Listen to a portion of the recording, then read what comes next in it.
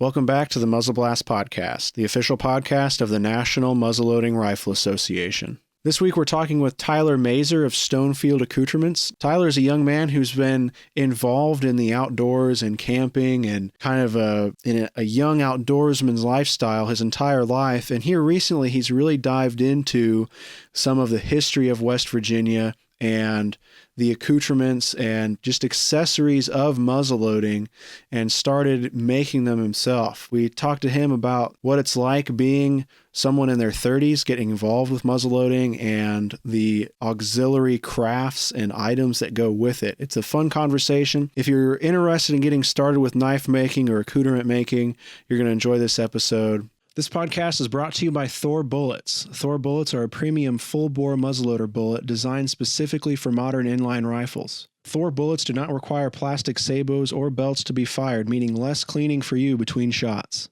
The patented copper base creates an airtight seal, giving you greater distance and accuracy. THOR's unique engineering allows the bullets to retain 95% of their weight upon impact, and the controlled expansion ensures large, easy-to-follow blood trails. THOR bullets are currently available in a 50 caliber version that is sized to your specific bore. THOR is also expanding into a new 45 caliber bullet designed for faster 1 in 24 and 1 in 22 twist inline rifles. For more information on these great bullets, visit www.thorbullets.com. We'd like to thank THOR Bullets for their sponsorship of this podcast. I am Tyler Mazer. I live in a small town of Cherry Run, West Virginia. It's actually a really small town between Berkeley Springs and Hedgesville, West Virginia, which are both very historic around George Washington. George Washington took his first bath in the town of Berkeley Springs, which was formerly known as the town of Bath, West Virginia. So I'm surrounded by history in the area I live in.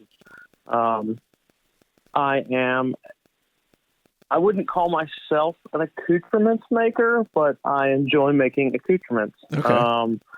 It's something that I just pick up things and I kind of look at stuff and I go, I either want one of those for myself or I want one and I just want to make it, whether it's for myself or not. It's just something I look at and I go, that'd be cool to make, and I want to try it. Yeah. So I've always had, ability to look at stuff and basically problem solve as to how stuff is either made or how I need to make it to suit me and my uses. Whether it's something, a picture or something, or whether it's something I've seen somewhere, a friend has that has gone, hey, check this out. And I'm like, oh man, that's awesome. I love it. I want one. And they go, well, they're expensive. Well, I don't have money, so I'm going to make it. Yeah. So I've always been that way. Even as a kid, I loved to make stuff and try to push what I was able to do. So that's a little bit about me, my personal stuff about me. As far as muzzle loading goes, I got into muzzle loading at a fairly young age. I was in my teens. I grew up with family members who had muzzle loaded for decades. So I was always, around that stuff at my grandparents, and we'd go over for a visit or whatever. And I always have a fascination of what was in the gun cabinet. Mm-hmm. And there were always muzzle loaders and different things that I go over and just stare and walk past and want to see them and want to pull them out and hold them and touch them, even as a young kid. And when my grandfather passed away, I was 11. And my uncle really started to get back into hunting and muzzleloading, but he needed help. My uncle is chair-bound in a wheelchair. Mm-hmm. So he's not able to load a muzzleloader himself, but he can still shoot. So my dad and I started going to the range with him on occasion, and that's where I really learned, probably 12 years old, how to load a muzzleloader. And I basically loaded for him, and there would be a round or two that he'd say, all right, well, you loaded for me. Why don't you shoot this round? Hmm. So that's kind of how I got pulled into muzzleloading. Was really due to my uncle and, of course, my grandfather having done it in the 70s and 80s. So okay, well, that's neat. I think that's a real common way to get into it, through family members, especially in the area of the country that you're in. I mean, that was one of the places that, we started as a country, and it's neat that you're living in that area and you're continuing that tradition. Absolutely. And, it's kind of a weird tradition in my family. Like I said, I talked about my dad and uncle and, of course, my grandfather. My dad has no real interest whatsoever in hunting or really even much shooting. But because it's something he did as a kid. I mean, his summer vacations, he talks about all the time that the only thing that they did for summer vacation was to go to Friendship and shoot. So he grew up doing that, and, throwing hawks and knives and that sort of stuff. So he knows all about it. It's just not an interest he has anymore. And right. I don't know if it's at such a young age. He felt like he had to, he didn't have any other choice. And now it's not his thing, or he did it long enough to know, I enjoyed it, but it's not me anymore. But we still have all the stuff, and I still have some stuff that was my dad's as a kid. The family, we have a 36 caliber, kid's gun everything was scaled down, hand built, 1/3 scale, that my uncle shot at about the age of 8. So, we've got some pretty cool family heirloom type stuff that, we have. And even the gun I shoot was my grandfather's in the 80s, that I still shoot every day. Whenever I go out, that's the gun I pick up, and it goes with me, and it's kind of carrying a piece of him and a piece of family with me wherever I go. Yeah. So what kind of rifle is that? It is it started life as a 45 caliber, straight barreled flintlock, that was made by Larry Gardner, who is out of Silver Spring, Maryland. And then over the years, it had seen some abuse. It hung above a fireplace, a wood burning fireplace, when my grandfather passed away. And it had some barrel issues with it that I tried shooting through, and actually ran into some great difficulty. Yeah. And my good friend Tim Williams actually helped me at one point in time, and I had a ball stuck with a live load. It wouldn't go off, and he was like, "Oh, we'll take it back to the house and we'll punch the ball out of it, and we'll have no problem." Well, he took the breech out of it. He said it took him almost 3.5 hours with a steel ramrod to knock the ball out of the barrel. Oh my gosh. And it was at that point I decided, okay, if I'm going to keep shooting this, we got to make some changes. So I took the barrel to Bobby Hoyt, and Bobby punched it from a 45 caliber to a 54, and it shoots like a dream. So I shoot a 54 caliber gun that started life as a 45, which makes it much more manageable. It was always really heavy, and it lightened it up significantly, and I really enjoy taking it on, taking it into the woods, and I really enjoy doing woods walks and silhouette type shoots.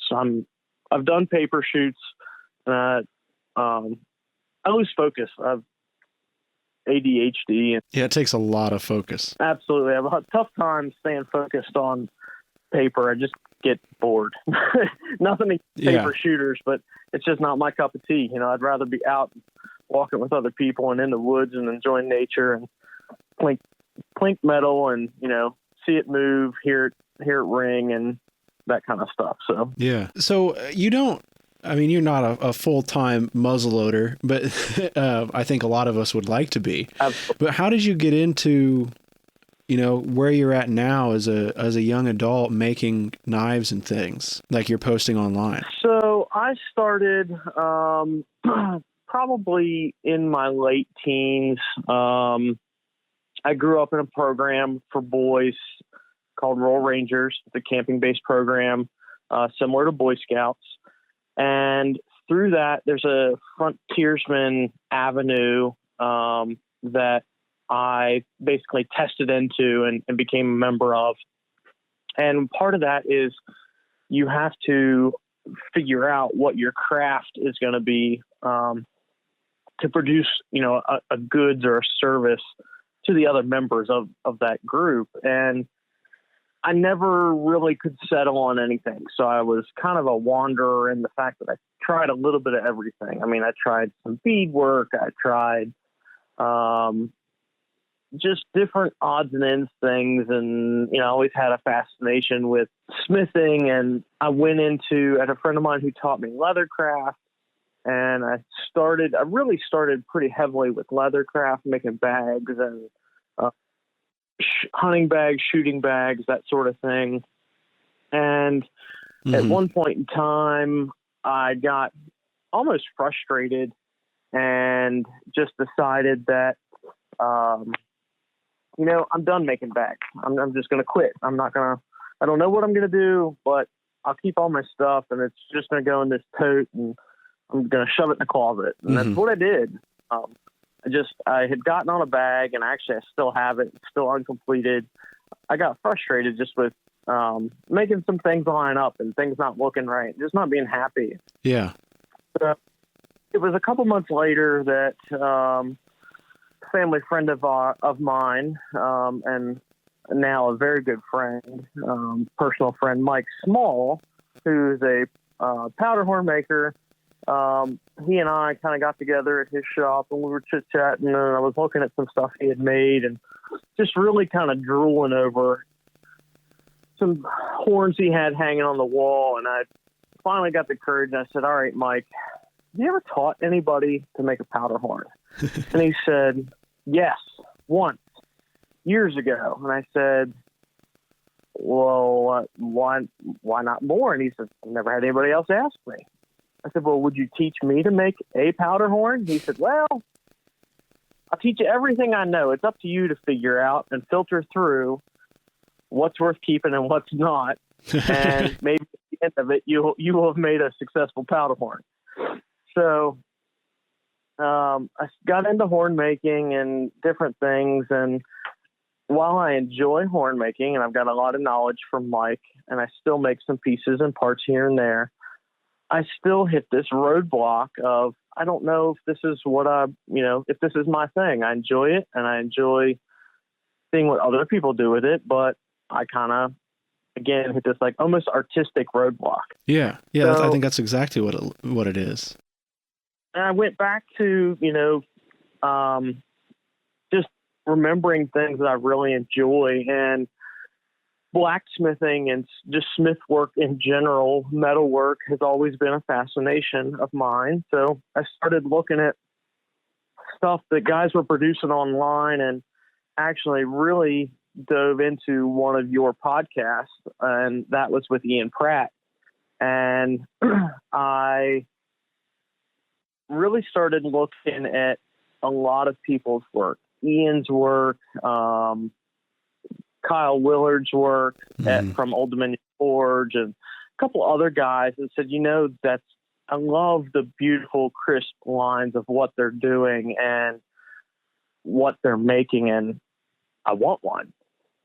But I know I can't buy one from everybody. So why not just try to make my own, and I started doing a lot of research. And while I watched a lot of videos online of different things, I quickly realized there's a lot of good and yet also not so great information out there from other people. And you have to filter through and figure out what is good and what works, and just do your research. And so I quickly just ordered some steel and started hacking away at some stuff, and my first knife I made, I thought, oh man, this is great. And then I walked in the house and I put it down for 2 days, and I came back out and I looked at it and I went, oh gosh, that's so crude and ugly. But I got to keep going.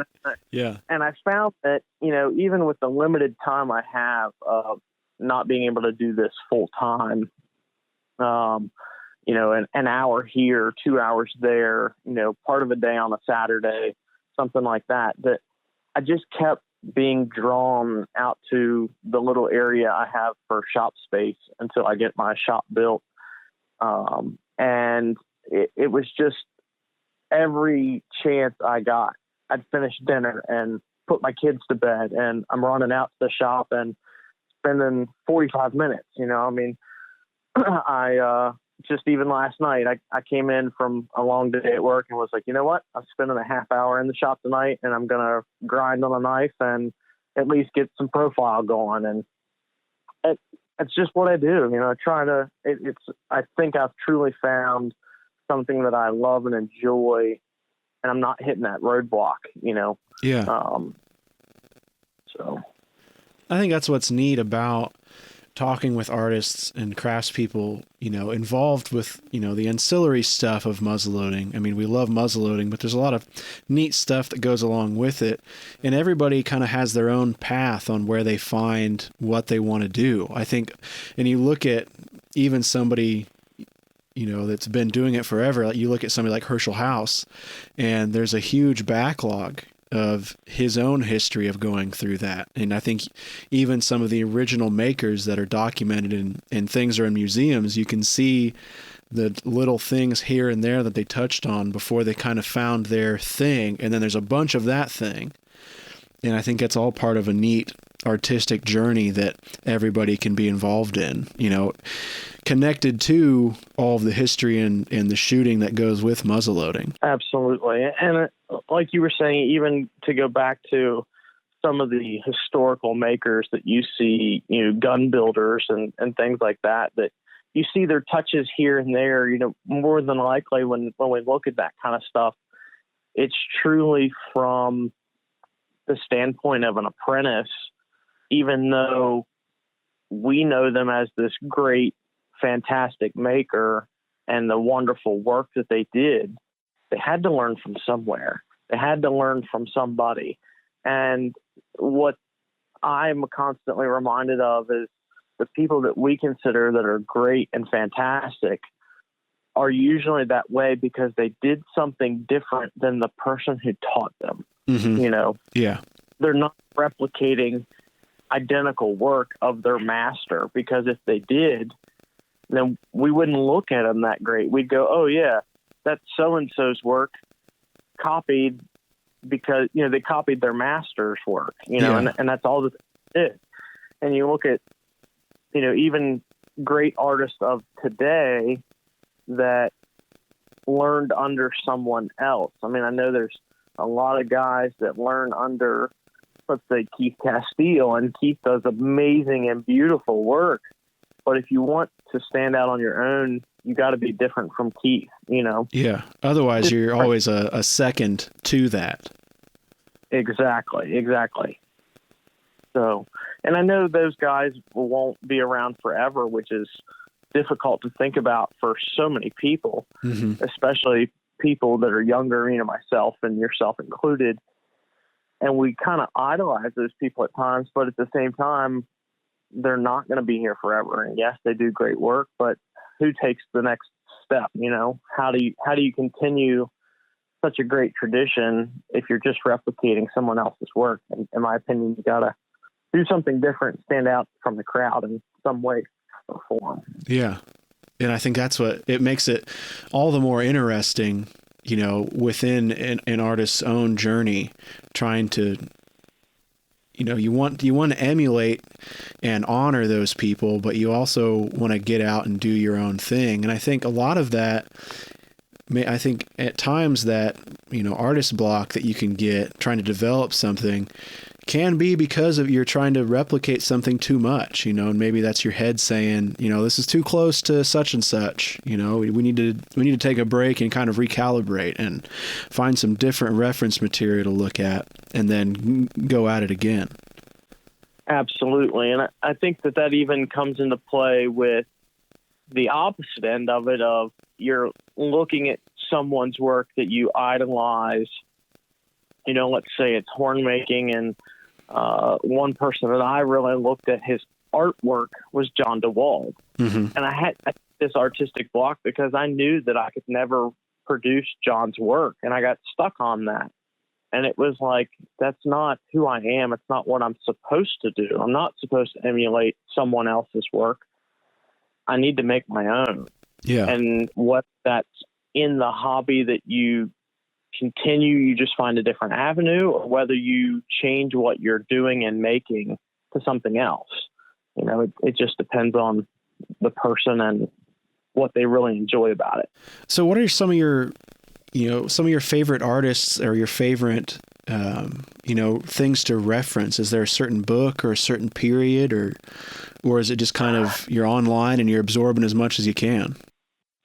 To be honest, for me, I'm online and I'm absorbing as much as I can, but at the same time, I'm cautious about what that source is. Mm-hmm.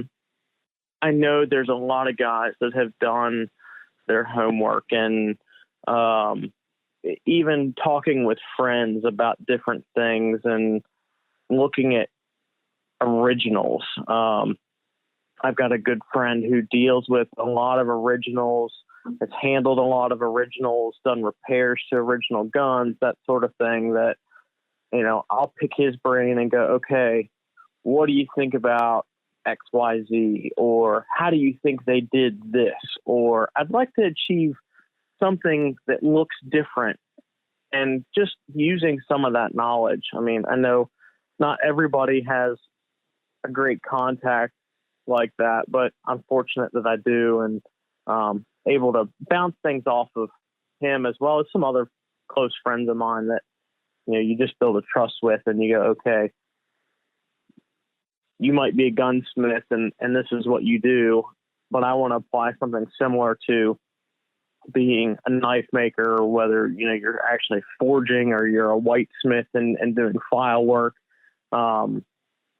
whatever that avenue is. I want to use something similar to what you're doing.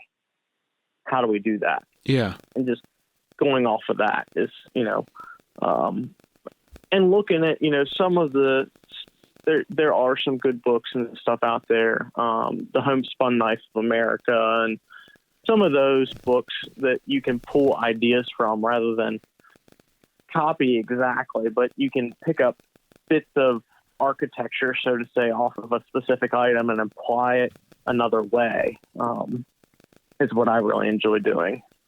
Yeah, I think it's important to do that in a lot of respects.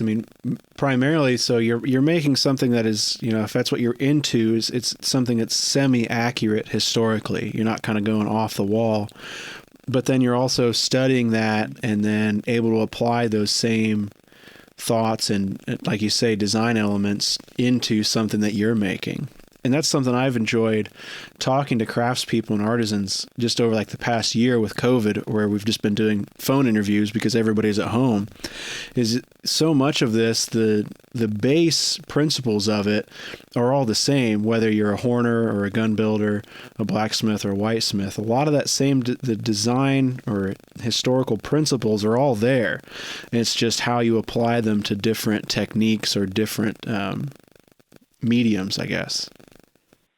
Absolutely. I've got a good friend who, like I said, is a gunsmith, and I asked him one day, I said, so is that carving correct for that gun? And he said, well, time period wise, yes, but that exact gun, no. I said, well, why didn't you put the correct one on there? He said, because it was hideous. He said it was what the builder of the time could do. But he said, if you take another example of his same work 6 years later, look at how drastically it has improved. And he said, why would I imitate or replicate something that's crude? That's not my goal, and I think that applies to whatever hobby, craft, accoutrement, whatever you're building, that, you strive for the best that you can do right now. And obviously, as you build and grow and continue to improve over the years, that changes, and you look back and you go, wow, why did I ever do that? But at the same time, that's what the historic builders did too. Yeah. For a limited time, you can enter to win a 15-pack of THOR Bullets. That's a $30 to $34 value. Visit thorbullets.com/NMLRA to fill out the form and enter to win. So what's on your bench? Like, what are you working on right now? Like, what's going on this week? This week, I have a small little knife that is about 7 1/4 inches long, with a 3.5, 4-inch blade on it, for a real good friend of mine that's actually across the country in Washington State. That he basically said, hey, I want a little neck knife, patch knife kind of thing. Would you be interested? And I said, for you, absolutely. So I've started working on it. I was actually in the shop last night, putting on a rough grind for some of the shaping of the blade and tapering the tang and a couple other things. I spent about 45 minutes knocking out some rough work. And then I've got another knife that is kind of in limbo. I started that is going to be a hidden tang antler handle knife. The blade itself is about 8 inches long. It's got some really neat artistic features to it that I'm just waiting on a couple different things to come in, and so I can continue. And I want to do some unique aging to that knife specifically. Okay. Try to do things and see how they turn out, whether it's, something to continue on or whether it's a complete bust. Right. That's how that goes, I think, a lot of the times. I guess I'm straying a little bit from the questions, but what would you recommend for somebody that sees your work and wants to try some of the stuff that you do? It's kind of seeing themselves in a similar path. Are there resources, or where would you direct them to start learning how to do what you're doing? If you're wanting to learn to do what I'm doing, I'll give you the best advice that I can, and it's the same advice someone gave me. Get out and just try it. And I mean, I know that sounds cliche, and that a lot of people say that, but if you don't get out and even just start with basic tools, knife making, there's stuff online. You can start with a hacksaw and a couple files and make knives. And, I'm not using anything elaborate. I don't have extravagant $1,000 tools and that kind of stuff at this point. I just can't afford it with, the family, a growing family and a full-time job and that kind of stuff. It's not where I'm at. Yeah. But with what tools I do have is, to get out and start and try. And basically the second best thing I can tell you is make the best thing that you can. Don't cut corners. Don't shortchange yourself. Shoot for the stars. Mm-hmm. If you see something that you like and you think, oh, I can make that, go for it. If it comes up short, keep trying. Get better each time. Don't make the same mistake. And as crude as this sounds and as harsh as it sounds, don't take every positive thing you hear to heart. There's got to be some influence to what you do as a craftsman to know that it's not perfect every time. Nothing ever is. It's, guys that have been doing this craft for 40 years, that they know their mistakes. And if they really wanted to, they could point out every little mistake in super fine detail work that you and I just don't see. It's because we didn't build it. But you have to have somebody at the same time that, rather than giving you all the positives, also helps direct you in a way that you improve. Yeah. Because if all you is people constantly giving you praise and you never have any constructive criticism, how do you get better? Yeah, you don't. You just kind of, I think you stay at that beginner stage, and I don't care if that's, forging or if that's shooting. If you're happy with where you're at the start, and if that's as far as you want to take it, more power to you. But if you want to get better, you've got to be a little hard on yourself. You got to push forward. Absolutely. And sometimes, that comes from yourself. Sometimes it comes from other people.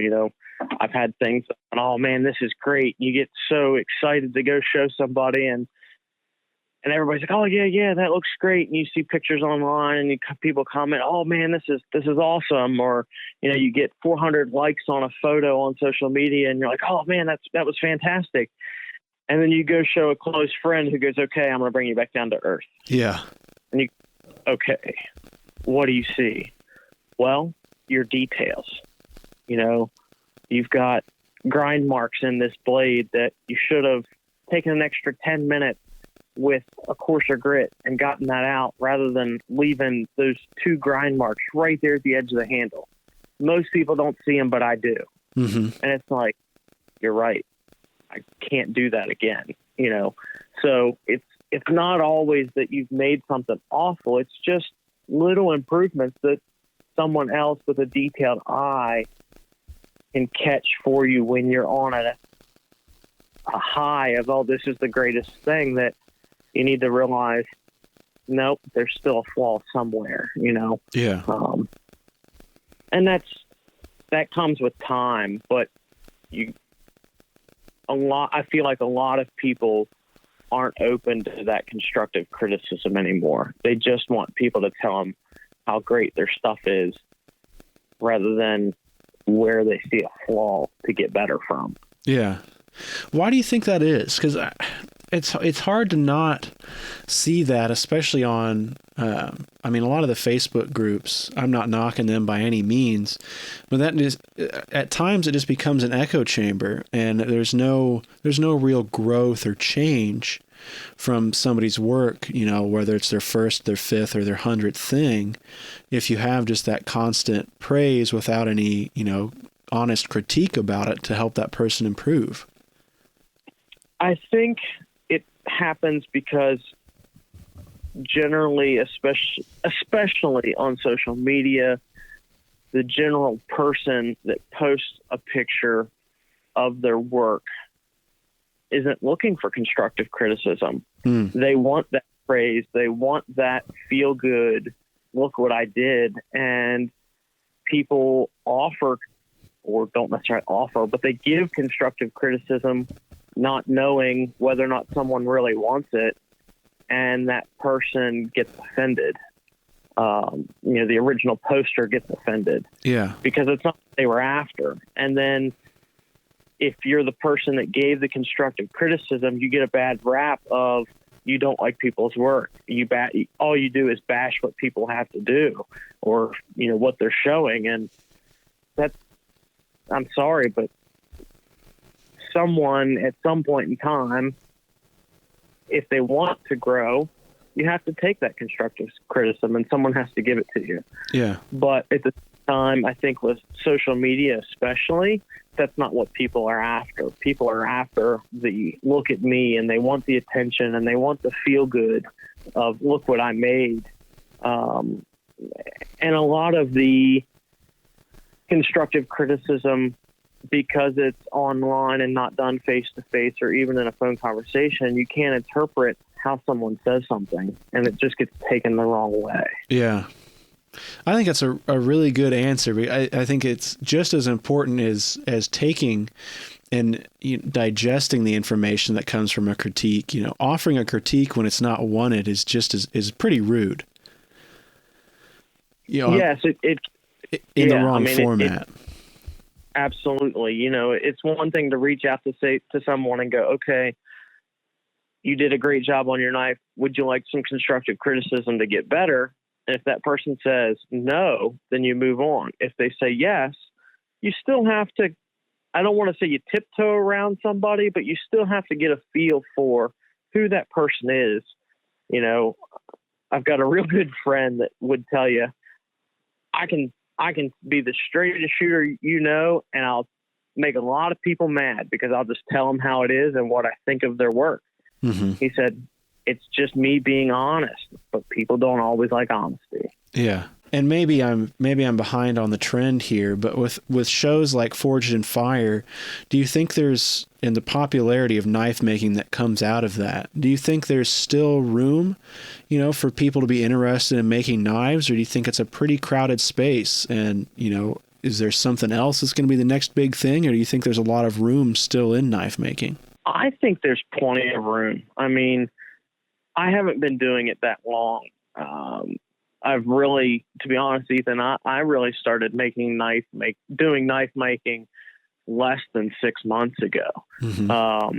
And what I'm finding is you really just have to find your own niche. You have to be different. You have to not copy someone else's work. You can look at other people's examples and what they do, and that's fine, but don't try to be that person. Yeah. You know, I threw out Ian Pratt earlier. Ian does some fantastic work, and I know you've had lengthy discussions with Ian, but I'm not trying to be Ethan. Or Ian, I'm sorry. That's not who I am. You know, it's not where I'm at, and I'll never claim to be him. Mm-hmm. You know, I want to be my own person and people to know me for who I am and what I do. So I think there's all kinds of area, especially even in knife making. It's one of those things that you go to a show and there might be more knife makers in the room than anything else, but at the same time, if you're looking to do it as a business or even just as a hobby and sell some knives, I don't know what it is, but guys like to buy knives. Knives, you know? Yep. It's most guys. You ask them, hey, do you have a knife? And they're like, one. What are you talking about? Yeah. I have 5 or 10 or 50, you know? It's a thing that I don't know what it is, but guys just like sharp, pointy objects, you know? Yeah. And we get drawn to them. And so, again, I think there's plenty of room, even if it's for somebody who just says, you know, I want something like that, but I can't afford to buy it. Try to make it, you know, see what you can do. And if you find that it's not your thing, that's okay. Find something else that might be, that then allows you to afford what you want, you know? Yeah. I think that's some really sound advice. So what is one of the favorite things that you've made, and what's one of the favorite things that somebody else has made, you know, that you either have or you really admire, you know, just one specific item, and could you describe it? For me, my favorite thing that I have made, probably something that was completely different for me, but I really enjoy using. And that's actually, I made myself a diamond shelter. Okay. You know, I know how to sew. I learned at a young age how to mend shirts and sew on buttons and that sort of thing, but I still struggle with it all the time. I pull out a sewing machine and I'm like, oh, where do I start? And it's just kind of awkward and cumbersome. And, you know, I don't do it frequently, but I decided that, you know, I want to make a shelter and I want to make a diamond. I want to be able to use something that I've made and take it with me and go, oh yeah, see that? That's my house because I made it. Yeah. But so I made myself a diamond out of some semi-waterproof material that I got from Crazy Crow. And I sewed it all together, made a 10 by 10, all the loops, extra eyelets, put in some extra stiffener stuff in it, you know, for durability, and really just fell in love with it and love to take it out. Spring, summer, winter, you name it, I'll take it out and camp and build myself a fire and just stay warm and comfortable. And it's not too big, not too small. So that's probably right now my favorite thing that I've made, just because I use it all the time and it goes with me.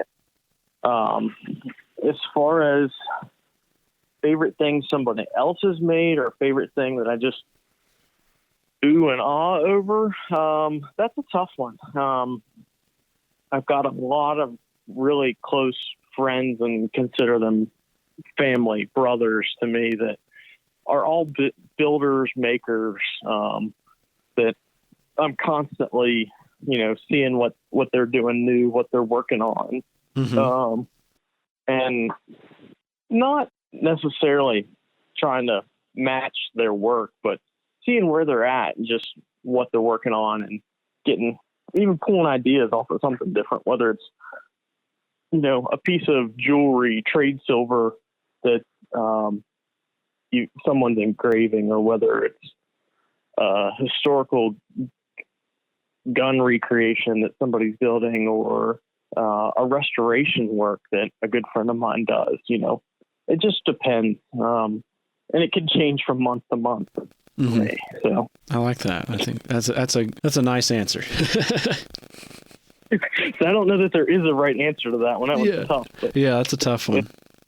It's a constantly revolving thing for me. It's what I'm looking at, and I guess it has to do with where I want to try to pull inspiration from, even for myself. Yeah. So what else do you do? I mean, besides work, raising kids, and making knives, what are some of your other hobbies? You about said it. I mean, I've always dabbled in things here and there. I really enjoy working on stuff around the house, whether it be doing some remodeling or something. I'm currently finishing the basement of my house for my wife and kids, and even myself, for a little rec room area. Nice. My next big project is going to be actually building my shop out back. It's going to be a 16 by 16 lean-to style building that I've cut some timber here on the property to start, at least making a rough foundation for out of some timber, and then using some other recycled materials and stuff to build my shop, to have truly my own space to get away, mm-hmm. On a Saturday ever, and spend a couple hours and still, have room, be able to stretch my legs. I'm working in a pretty small area at the moment that is probably 8 by 6 at this point. Okay, yeah, that's pretty compact. Yeah, pretty packed. I got a little workbench, and I moved some stuff in and out as needed. I've got a car that was started to be restored sitting in my garage that I'm working around the tail end of it. So I'm tight on space right now, but it works for me for now, but I know it's not what I want, and it's not where I want to be. Mm-hmm. Working on, expanding and having my own true workshop. That'll be really kicking off early this spring. Yeah, as soon as this snow melts. So where can people who have listened to the show and want to see some more of your work and hear more from you, where can they find you online and get in touch? I am on Facebook with Stonefield Accoutrements, as well as Instagram under the same username. I just this week opened up an Etsy account as a seller, and unfortunately the name Stonefield Accoutrements is too long by about 4 characters. So I took family initials and created Best, which is my wife, myself, and kids, our first initials. So I have Best Accoutrements on Etsy. You can start to see some stuff there. Nice. But yeah, it's just slowly moving things along and building and growing, taking it pretty much from a hobby just for myself and learning experience to truly making it a hobby, not necessarily a business standpoint, because I do have a full-time job, but a hobby to be able to grow and reach more of the muzzleloading community and contemporary artist community with things that I'm doing and, starting to continue to build interest. Yeah. Well, that's everything that I had on my list. Is there anything else you'd like to talk about? I don't know that I really have a whole lot extra either. I really appreciate and thank you for the opportunity. It's of course definitely an experience for me and a growing one at that.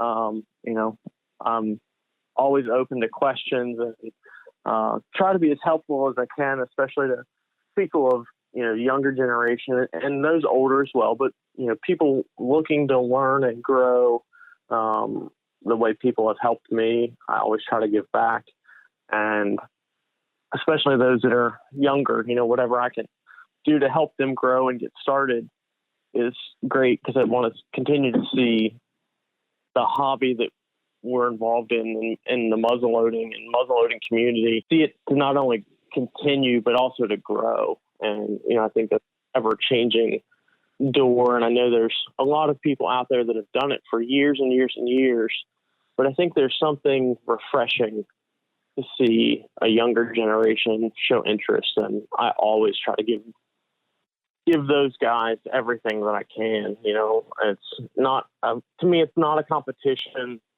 somebody trying to take business or anything like that for me, because I don't look at it that way.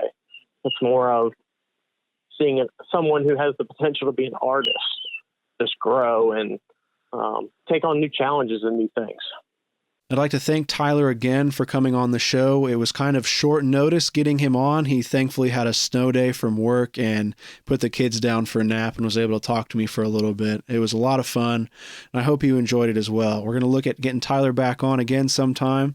And just as a testament to Tyler's just generosity to the community, Tyler's been talking to me back and forth online on Instagram and Facebook about some of the things that I've been making for the video series that we do here at the NMLRA. And I'm looking forward to connecting with him more. And he's got some tips and tricks he's going to show me kind of off the air and to help me kind of along my own journey here. So if you're interested in what Tyler's doing, feel free to reach out to him. He's a real nice guy and more than willing to share what he knows or direct you to somebody who does know. Coming up this year, the NMLRA Nationals are back on. We had last year canceled due to COVID, and we've been working and planning all fall, winter, and now spring, getting ready for this. June 12th through 20th in Friendship, Indiana, at the NMLRA headquarters at the Walter Klein Range. Come on down for 8 days, packed with muzzleloading, muzzleloader shopping, camping, history. We're lining up some demonstrations and some lectures for in the Education Center, trying to line up a few classes. If you're interested at all in putting on a class or know somebody who would be interested in putting on a single day class or even an evening lecture, the kind of thing where we can all gather around a screen and listen to people talk about what they know, give a presentation about history, gun making, accoutrement making, anything at all related to muzzle loading, please have them get in touch with me at media@nmlra.org.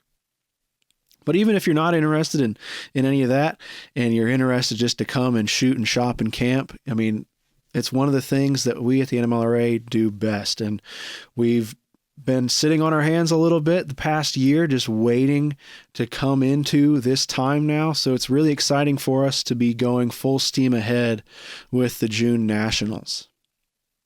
If you're interested in competing, camping, or shopping and want some more information, visit nmlra.org. From now until the shoot, the main button right on the homepage is going to direct you to more information on what it takes and what you need to do to register to shoot, get started, to reserve a campsite, and just how to come down and have a lot of fun with us. It's going to be a bang-up year, and we're really excited about it here. If you like the show and like what we're doing, at the NMLRA, then you're going to love Muzzle Blast Magazine. Muzzle Blast Magazine is the only monthly muzzleloading magazine published in the United States. It's something that we've been doing since the 1930s, and we strive to make it the best muzzleloading magazine out there. You can subscribe now and support what we do at the NMLRA and this show for as little as $3 a month.